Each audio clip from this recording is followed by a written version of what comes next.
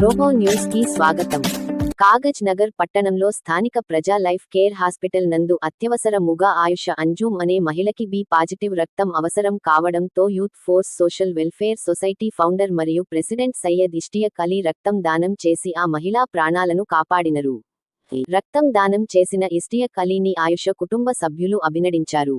ఈ కార్యక్రమంలో సామాజిక కార్యకర్త Eerla Sunil Kumar, IUML town president Shaik Imtiyaz మరియు జీవాన్ దార బ్లడ్ బ్యాంకు ల్యాబ్ టెక్నీషియన్ పూల రఘు, శివ తదితరులు ఉన్నారు.